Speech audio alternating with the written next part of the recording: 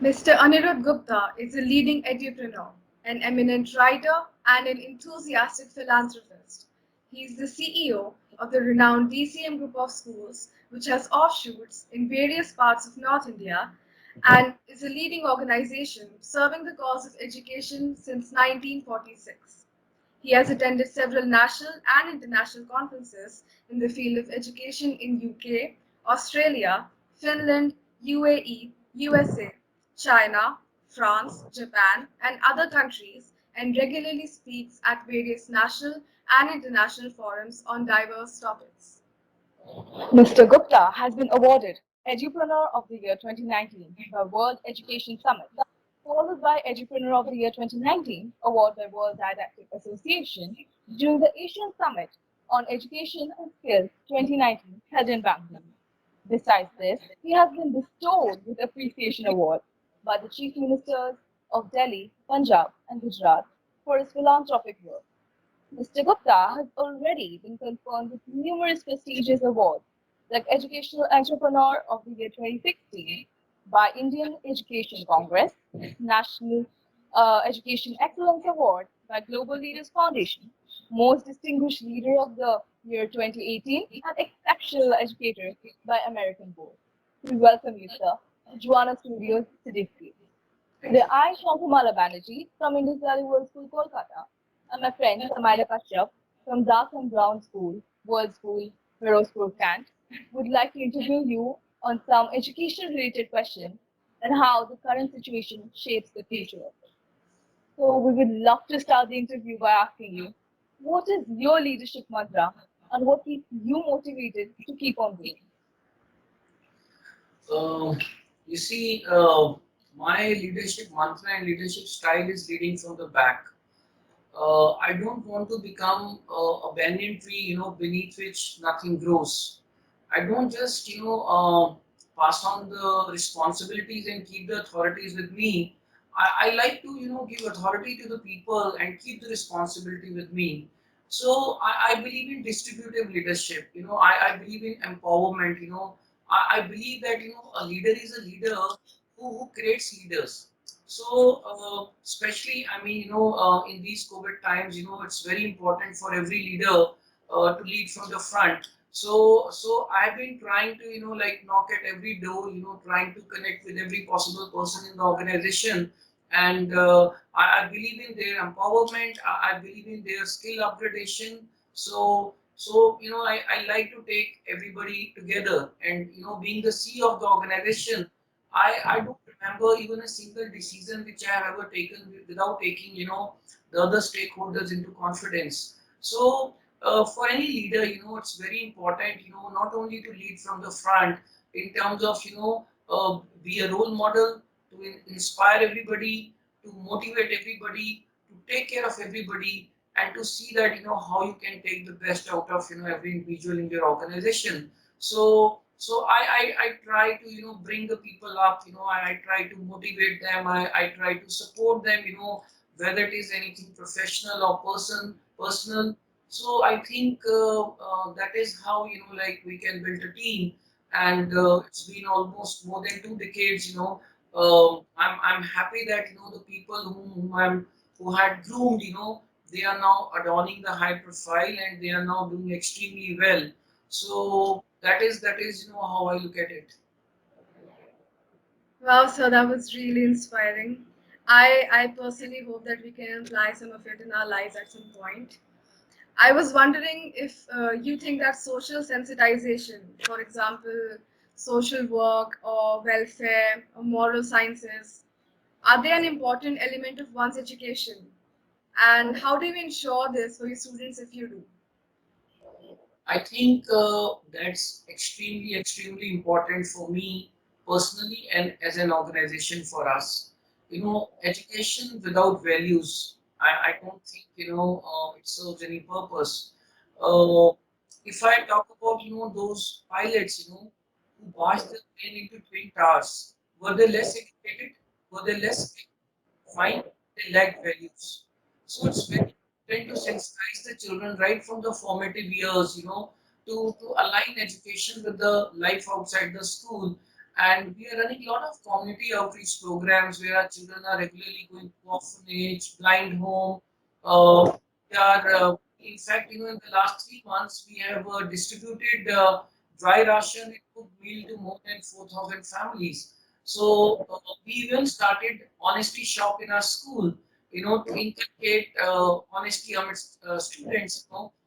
We started a lot of events where we encourage the entire family to come together and perform together, like Panache, Confluence, and a lot of other programs like Andan, Vastradan, Vidyadan. So that has been hallmark of our organization since 1946. That with education, I think we integrate life skills, we integrate values, we ensure that the students are they just degrees. Uh, they become excellent human beings. They become responsible citizens. So this aspect is ingrained in our philosophy. I like to give you a small anecdote here. Once I was sitting in a restaurant.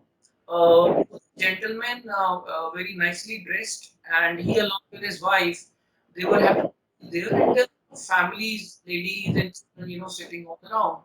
And that gentleman, who had ordered some food, he was very well dressed, and like one could make out that he's from a rich, affluent family. He's quite educated. So waiter, when that waiter brought some dish and there was some problem in the order and maybe it was not cooked well or something. So the gentleman told the waiter that it's not the right dish which he had ordered. So the waiter said, "Sorry, sir, I'll bring another dish." But that gentleman, kept on, like increasing his, tone louder and louder, and he started using, went to an extent of using unparliamentary language. And whereas the other hand, the waiter in a very very mild tone, he just kept saying, "Sorry, sir, sorry, sir, sorry, sir." So that gentleman said, "No, no, call your manager. I'll just get you sacked immediately." This and that, unmindful of the fact that there are other people sitting in that restaurant. So there are in life that does education give you values? Whether that waiter was more educated or that the businessman was more educated. So it's extremely important for us, even for the parents, for teachers, all of us to work on our children and ensure that they mature and they grow into very responsible people. They respect their elders, they have the passion, they understand poverty, they understand the difference between have and have nots, and they can make a very sensible call when it comes to any such issue or any such occasion. So I think whatever is to the child from nursery to grade 12 in terms of subject knowledge or in terms of content, if you subject at the end of grade 12 from the child's personality, whatever has been taught to the child in terms of education and content by the teacher, whatever is left with the child is what education is. And that only when we have a very strong system of imbibing these values in our children, and that is what we do here at DCM most of the times. We even started showing children some movies which directly instill in them all these attributes and life skills. So I think it's very very important to sensitize the children, and that's what we've been doing here at DCM. Thank you so much for sharing your thoughts on this, sir. I totally agree with your view. Moral sciences and social work are something that inculcates so many good values in students. Also, talking about education, does your school actively support children from financially weaker background through admission or any other initiatives? Absolutely, yes, Amira. I mean, since 1946, we have been supporting the students from economically weaker section, and the process continues till date. Right from a total free ship to a lot of scholarships, and even we go to an extent of providing books, uh, providing all the resources. So, in fact, over lakhs of children, they have availed of, the the schools, like system of providing them a lot of concessions and a lot of scholarships, and especially meritorious students from EWS families. So we go to an extent of providing them books. Even in these COVID times, there were a lot of children who were not having this equipment, laptops or tabs or mobiles, with them. So we identified around 40 of them, and we provided them tabs from our side. So I think for any responsible organization, it's extremely vital that you have such facilities and such provisions in place, so that everybody can take benefit of the quality education which we have been providing. And I'm very satisfied, and I'm happy to share that yes, if I look back and if I look into the system right now, we have done a bit, and whatever was possible within our means to help and support these children. That's really great to hear, sir, because even I think supporting students from the weaker classes can, bring them in par with the students who are financially stable. And, that means development in the true sense. So I've been really curious about this, sir. How is your school, like coping up with this COVID-19? Because all of it was such a sudden thing, being confined in our homes and all. So in terms of educational and technological readiness, how is your school like coping up with the situation? You see, the moment this lockdown was imposed on March 23rd, so the first thing we did was to set up a control room, find where every inflow of information was being channelized, filtered, and then further provided to the concerned people. Secondly, we activated our academic research team, and overnight, the entire curriculum was restructured, and from 1st April, otherwise also, we were supposed to start our academic session from April 1st. So without any interruption, we started our session from April 1st. And like as I told you, the entire academic, structure, the content, it was, restructured and realigned within no time. And we are using Microsoft Teams, and we are very very happy with this platform which has been provided by Microsoft, and further provided to us by Joanna Technologies. And the best part was is that most of the teachers were IT literate, right from editing the videos to using these platforms to going online using Zoom, Microsoft Excel, PowerPoint. So we had started a program 2 years back, in which we ensure that every teacher who's a part of DCM understand all these IT tools. And I think that training and that effort which we had started few years ago, that proved handy to us at this point of time. So we ensure that along with education, other co-scholastic activities from yoga to singing competitions to storytelling sessions to creative arts, to a lot of activities were integrated into this education virtual education process, so that it doesn't become very monotonous. And we were very very mindful of the screen time, so the entire timetable, the entire structure of these virtual classes were planned in a manner that it's win-win situation.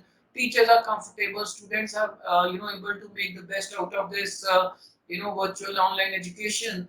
And so even when we realized that there were siblings within the families, we even started the evening classes, where if anybody is not able to attend the classes in the morning, so we started evening classes also.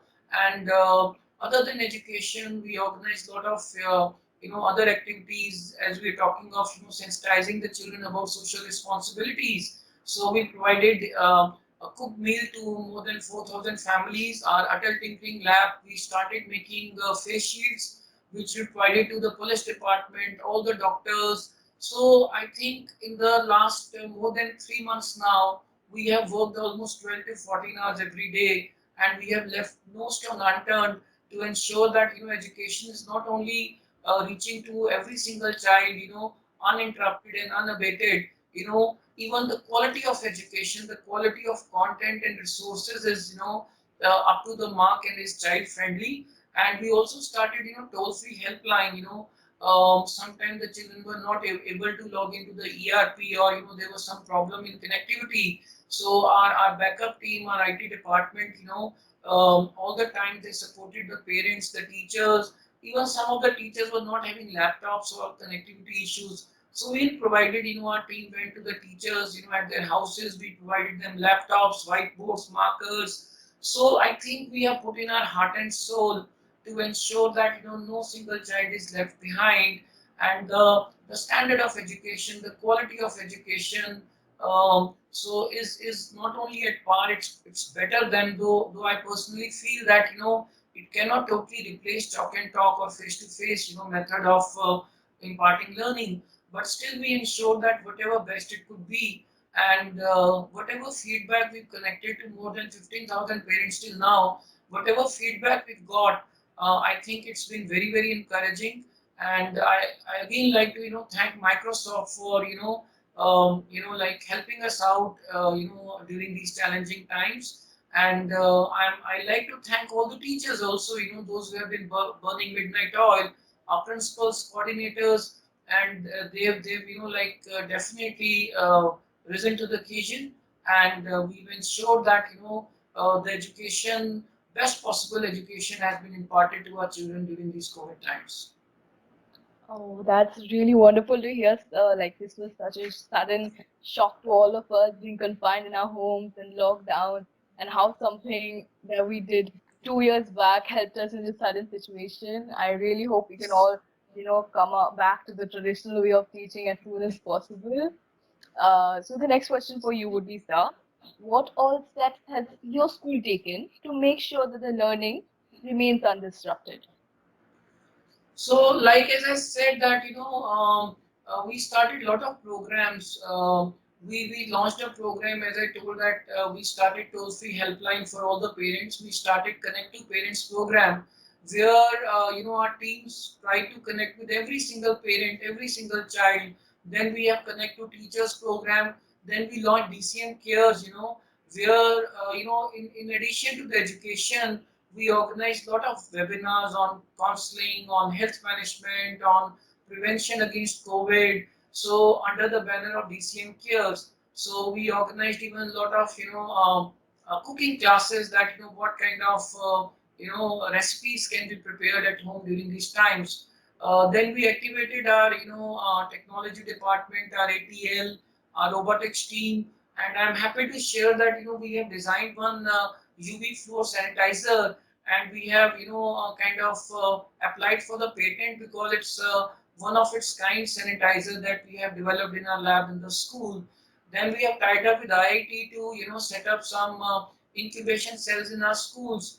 We even started DCM talks, where children are being taught about career counseling, about various other hobbies they can adopt during these days. And we also launched a program called Delta, which is DCM Educational Learning and Technology Advancements, where we are working on the capacity building of our teachers, providing them new skills, and making them aware about the new technology, and how they can be trained in all those emerging technologies. We also activated our department, dealing with artificial intelligence and virtual reality. So I think whatever we could think of, what happens in the school during the normal course of time, we have tried that children are not deprived from any single aspect of their education and their studies. So DCM, as our legacy goes, whenever there is any such situation, it might be 1965 war, or 1971 war, or it might be floods, or it might be any such situation when the Kargil conflict took place. So since we are on the border, we are just 5 kilometers from Pakistan border. So we have shown a great deal of resilience, endurance, and we've ensured that every single child who's part of DCM family uh, is able to take the best out of education during these times. And I'm happy to share that for the last few days, I'm directly connecting to our school council and class council teams. I have interacted with more than 500 students till now, and it's been a great experience talking to the students, and one to one So I think whatever was possible under the sky, we have taken all steps in all measures to ensure that the education continues unabated and undisrupted. It's great to know of all the things that you have been doing and that you have already done to just make sure that education is not affected and the students get proper education and they're not deprived of anything, even in this pandemic and in these times. So now I have one question for you. In what all ways do you think that education in India will be affected by COVID-19? You see, as I said that this virtual education cannot totally replace chalk and talk. Fine. So we can't expect that the education is happening entirely in the way it would have happened had this COVID not been there. But yes, it's for us whether to see it as a challenge or an opportunity. So I think while even if we think of that there has been a certain percentage of disruption in our studies, or the education has in any way affected by COVID-19, I think to compensate that, the children, they have learned so much in the last 3 months. They have learned new technology, they have been learning Python, they have started cooking, they have been reading a lot, so they have acquired a lot of new skills. So even teachers, even parents for that matter. So I think a lot of people, they have acquired the skills which they would not have acquired or learned had the COVID not been there. So I think it's a kind of a lot of opportunity also, and I'm sure that as and when the school, colleges, and universities, they will open, uh, we'll be able to compensate if there has been any loss, if any, though I don't think there has been any loss. And the government, the MHRD, the CBSE, the NCRT, they also have been doing their bit. So they have reduced some syllabi also. All the higher education examinations, they have been postponed. Even JEE has been postponed. NEET has been postponed. So the government has also been trying, whatever best can be done, in order to, tide over this crisis. And I'm very, very sanguine that, the children, Indian children are very, very hardworking. They are very responsible. My advice to children is, like not to take these virtual education casually or not to become complacent. They should be very careful, and they should try to make the best of this time. And to all the this Indian education sector, as we know, is the largest in the world. We have almost 1.25 million schools in India, and out of which almost 25% schools are private self-financed schools, which cater to almost 40% of student population in India. So every school, I think, has been trying to do its best. Some of them were prepared for it. Like as I said, that we are starting the training the teachers. We have all the resources. We have brought this MASP program already for the last so many years. However, the schools, who were not, earlier very IT savvy, they've also, whatever resources they could manage, they also, come forward to ensure that there's no effect, of COVID on the education in India. And I just hope the schools, the colleges, they are open soon, and, we develop some vaccine so that we are able to bring this pandemic under control. And I think all the teachers, the principals, the managements, all the companies like Microsoft, they have done whatever they could, best they could do under this scenario to ensure that the education in India is not at all affected by COVID-19. I totally agree with you, sir, and thank you so much for sharing your thoughts on it. Now, I would like to ask something totally different from other questions. When did you come to realize that you were born to make a mark and impact people in the society? Uh, you see, I'm not sure that whether I've already made some kind of an impact or not. We are just trying. I did environmental engineering, and I wanted to do some business. Initially, I wanted to join civil services. Then I wanted to become an architect. I wanted to get into real estate. but somehow I ventured into education initially, as a call of the duty. However, the moment I got into education, I realized there's so much one can do in this field. It was though challenging, but I think the more and more I learned about education, I learned about academics, I learned about various facets of education. I kept on going deeper and deeper, and till date, I'm learning. I'm trying to understand that how best the education can be imparted, and what we need to change about education. I'm not extremely happy with the present system of education, which is in a way examination centric or a job centric or a curriculum centric. I think what I'm working on is to align the education with the needs of the industry. So we're working on improving the skills. We are working on a lot of skill development, and we will ensure that the children when they pass out from the school or college or the university, so their journey of this education is seamless, and they are able to fit into the needs of the industry, and they are very well employable, because the NASCOM report says that over 72% of Indian graduates and postgraduates are not employable. So, in our whatever way, we are trying to bring a paradigm shift.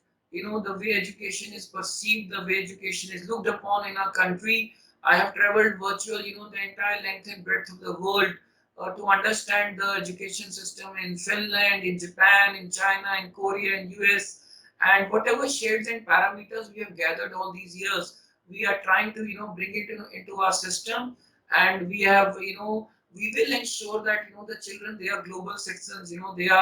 They are not only just scoring high marks in their classes. They are aware citizen, and they are responsible, and so I think it's a long way to go for me personally.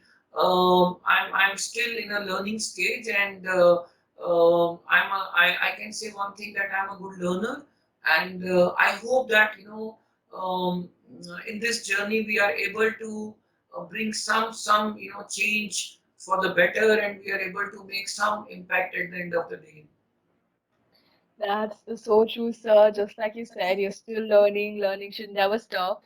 And like the last question for the day for you is so related to the answer you have just given, but in a more detailed way, I would like to ask you, the current method of exams and tests that the students are giving, do you think it's enough to judge a child's capability or potential based on that? And if yes, why? If no, then is it overrated? Because in a way, examinations are the reason how we are going to get marks and then jobs and colleges. So they're all connected in a way, right? So that's what I would like to ask you. Yeah, so I'm not at all very a great admirer of our education system, and I believe it is not just about marks; it's about making a mark. Fine. So what I see generally, the children, they are cramming, they are just trying to remember as much as they can. They are just going through the books, they are going through the notes, and any child who's able to reproduce and write maximum in the in the exam, scores more marks. However, things are not like that. I have so many examples, where I have seen that children who've been, scoring very, very high marks, they've not been able to do that well in their life. Whereas the children, who are not very, very high scorers, they have done exceptionally well. So it's not just about marks, and as you must be aware of that, most of the Ivy League universities, the top-notch universities in US and other places, they just do not look at your marks. They look at your overall persona, they look at your life skills, they look at your literary skills, they look at your creative abilities. So all these things are important. Coming to like the examination system, I think more than reading, more than just remembering. I think if one can comprehend, like supposing if I talk about science of any class, say class 8th or class 9th science, I think the entire book of science can be divided into 15 or 20 concepts. Fine. So if the child is able to understand those 15 or 20 concepts, the conceptual understanding of the child is great, then I think the child can, write any exam, be it be board exam or any exam. So we need to make the education more experiential, more hands-on. We need to focus more on the conceptual understanding of every subject than just cramming and remembering and reproducing it in the exam. So I'm sure that on the pattern of SAT or a couple of other exams, they very soon we are going to see some changes in our examination system and pattern. And my advice to all the students who are listening today, that please try to understand the concepts, whether it is English or maths or science or SST or any language for that matter. If you can understand the concepts, you'll be able to retain those concepts for the entire life. So if you try to remember the content, I don't think you will be able to carry on and remember that content even up to the next class. So even the teachers and the schools and the management need to understand that it's not just about marks, it's about understanding, it's about knowledge, it's about skills, it's about attitude. So just scoring high in exams does not serve the purpose. So and another important is that whatever we study, we should be able to relate it to the outside world. Fine, we should be whatever knowledge we gather, we should be able to apply that knowledge. So only then it will be worthwhile. So I think very soon there will be some changes, and I am a very strong advocate for bringing reforms in our education system. That was so true, sir. I really hope something like this is done soon. And it was a wonderful experience talking to you. And thank you for sharing your experiences with us. Both Samara and I have been really inspired by whatever you have said. And I'm sure that all the listeners who have heard us today will be inspired too. Is there something you would like to add on to this, sir? No, I mean, it's been a real pleasure, talking to both of you, and I'm thankful to Joanna also for bringing all of us together. And I hope that, everybody take all precautions. We are able to stay strong, stay safe, stay positive, and we are able to capitalize on this time and see an opportunity in it, rather than, getting panicky or alarmed by the situation. And I advise all the students, to cultivate some hobbies, some skills, to understand technology better. So the communication skills, the technological skills, the life skills, the combination of these three skills, if you have, you will never like look back in your life.